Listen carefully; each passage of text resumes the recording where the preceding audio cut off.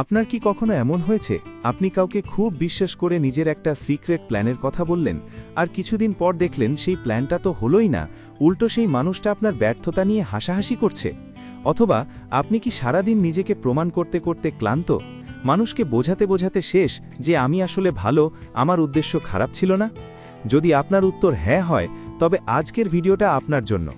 কারণ আজ আমরা এমন একটা সুপার পাওয়ার নিয়ে কথা বলবো যেটা ব্যবহার করলে মানুষ শুধু আপনাকে সম্মানই করবে না, রীতিমতো আপনাকে সমীহ করে চলবে। আর সেই সুপার পাওয়ারটা হলো আপনার নীরবতা। দেখুন, আমরা এমন একটা সময় বাস করি যেখানে সবাই চিৎকার করছে। সোশ্যাল মিডিয়া খুললেই দেখবেন সবাই নিজেকে দেখানোর প্রতিযোগিতায় ব্যস্ত। আমি এটা খাচ্ছি, আমি ওখানে যাচ্ছি, আমি এই নতুন কাজটা শুরু করছি। সবাই যেন একটা অদৃশ্য স্টেজে দাঁড়িয়ে পারফর্ম করছে। কিন্তু আপনি কি জানেন, যারা সত্যিই শক্তিশালী, যারা সত্যিই সফল, তারা কিন্তু এত আওয়াজ করে না, তারা কাজ করে নিঃশব্দে। আজ আমি আপনাদের সাথে 10টি এমন গভীর সত্য বা নিয়ম শেয়ার করব যেগুলো মেনে চললে 2026 সাল বা তার পরবর্তী সময়টা হবে আপনার জীবনের সেরা সময়।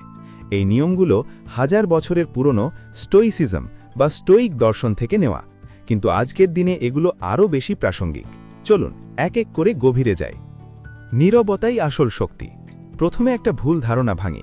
আমরা ভাবি চুপ থাকা মানেই হয়তো দুর্বলতা। কেউ আমাকে অপমান করল আর আমি চুপ থাকলাম, এর মানে কি আমি ভয় পেলাম? একদম না। নীরবতা দুই ধরনের হয়। একটা আসে ভয় থেকে, আমি কিছু বললে যদি ঝামেলা হয়, এটা দুর্বলতা। কিন্তু আরেকটা নীরবতা আসে আত্মবিশ্বাস থেকে। আমি জানি আমি কে, তাই আমাকে চিৎকার করে প্রমাণ করার দরকার নেই। ইউটিউবে একটা খুব জনপ্রিয় কথা আছে, বা ভিডিও টাইটেলও বলতে পারেন, the silence that destroys their ego, বা যে নীরবতা অন্যের ইগো ভেঙে দেয়। ভেবে দেখুন তো, কেউ আপনাকে রাগানোর চেষ্টা করছে, অপমান করছে, আর আপনি কোনো প্রতিক্রিয়া না দেখিয়ে শান্ত চোখে তার দিকে তাকিয়ে আছেন। বিশ্বাস করুন, আপনার এই নীরবতা তাকে যতটা বিভ্রান্ত এবং অপমানিত করবে, আপনার হাজারটা গালিও সেটা পারবে না। কারণ তখন সে বুঝতেই পারবে না আপনার মনে কি চলছে।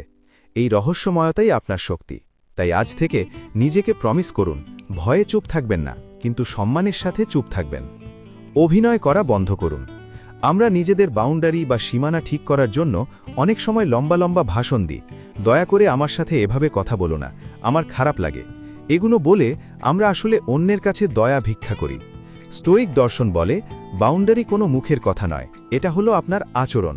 কেউ আপনাকে অসম্মান করছে, তাকে বোঝানোর দরকার নেই, সোজা সেই কথোপকথন থেকে সরে আসুন। কেউ আপনার সময়ের মূল্য দিচ্ছে না, তাকে আর সময় দেবেন না। আপনার কাজ দিয়ে বুঝিয়ে দিন যে আপনার জীবনে এসবের জায়গা নেই।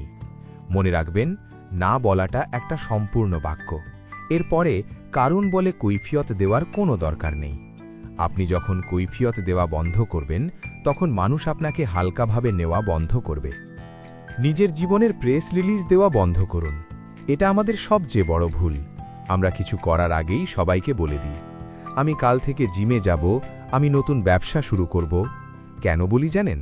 কারণ বলার সাথে সাথে আমরা একটা মিথ্যে আনন্দ পাই। মানুষ যখন বলে, বাহ দারুণ তো, তখন আমাদের ব্রেন মনে করে কাজটা বুঝি হয়েই গেছে, ফলে আসল কাজ করার আগ্রহটা কমে যায়। আর একটা বিখ্যাত ভিডিও আছে যার টাইটেল হলো ডোন্ট শেয়ার এভরিথিং, বা সব কিছু শেয়ার করবেন না। এটা 100% সত্য। আপনার জীবনের সব প্ল্যান, সব স্বপ্ন যদি আপনি পাবলিক করে দেন, তবে সেটা আর আপনার থাকে না। তখন মানুষের নজর, মানুষের সমালোচনা আর তাদের ফালতু উপদেশ আপনার কনফিডেন্স নষ্ট করে দেয়। গাছের বীজ যেমন মাটির নিচে অন্ধকারে বড় হয়, আপনার স্বপ্নও তেমনি গোপনেই বড় করতে হবে। যখন সেটা ফল দেবে, তখন সবাই এমনিতেই দেখবে। 4. প্রাইভেসি মানে পালানো নয়, এটা হলো কন্ট্রোল। অনেকে ভাবে যারা নিজেদের কথা কম বলে তারা হয়তো কিছু লুকাচ্ছে, বা তারা খুব অহংকারী।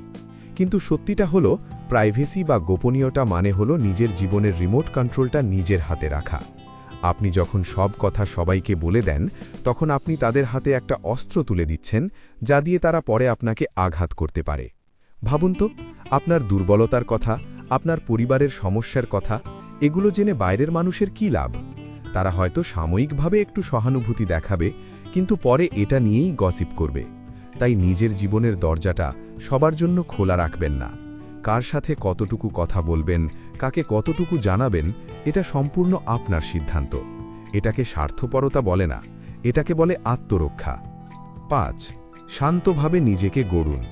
নিজেকে বদলানো বা রিবিল্ড করাটা খুব বোরিং একটা কাজ। এতে কোনো গ্ল্যামার নেই। প্রতিদিন সকালে ওঠা, নিয়ম করে কাজ করা, নিজেকে সংযত রাখা, এগুলোতে কেউ তালি দেয় না। আর তাই আমরা এগুলো করতে চাই না। আমরা চাই ড্রামা, আমরা চাই সবাই দেখুক আমি কত কষ্ট করছি। কিন্তু আসল পরিবর্তন আসে সেই বোরিং একঘেয়ে দিনগুলোতেই। যখন কেউ দেখছে না, তখন আপনি কি করছেন সেটাই ঠিক করে দেবে আপনি ভবিষ্যতে কোথায় যাবেন। তাই ঘোষণা গিয়ে নিজেকে বদলানোর দরকার নেই। শান্তভাবে নিঃশব্দে নিজের অভ্যাসগুলো বদলান। যেদিন আপনি সফল হবেন, সেদিন আপনার সাফল্যই কথা বলবে। 6. আড়ালে জিতুন, তারপর সামনে আসুন। আপনি এমন অনেক মানুষ দেখবেন যারা সারাদিন নিজেদের সাফল্য নিয়ে ফেসবুকে পোস্ট দিচ্ছে, কিন্তু বাস্তবে তারা হয়তো খুব অসুখী।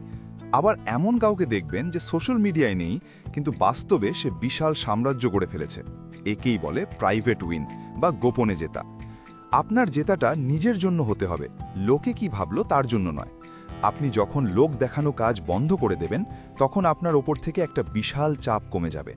আপনি তখন নিজের শর্তে বাঁচতে পারবেন।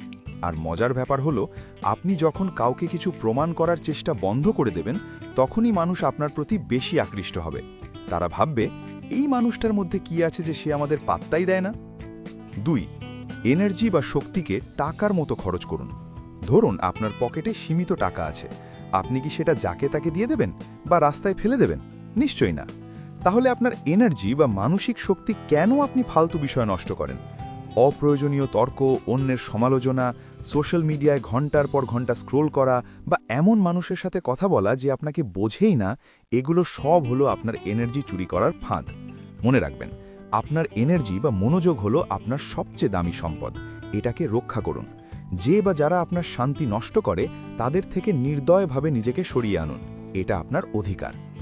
3. তর্কের জবাব দিন রেজাল্ট দিয়ে। লোকে আপনাকে নিয়ে অনেক কথা বলবে, তোমাকে দিয়ে হবে না, তুমি ভুল করছো। এই কথাগুলোর জবাব কি জানেন? কোনো কথা নয়। মুখের কথায় তর্ক করে আপনি কখনো কাউকে হারাতে পারবেন না, কারণ তারা তো শোনার জন্য তর্ক করছে না, তারা আপনাকে নিচে নামানোর জন্য তর্ক করছে।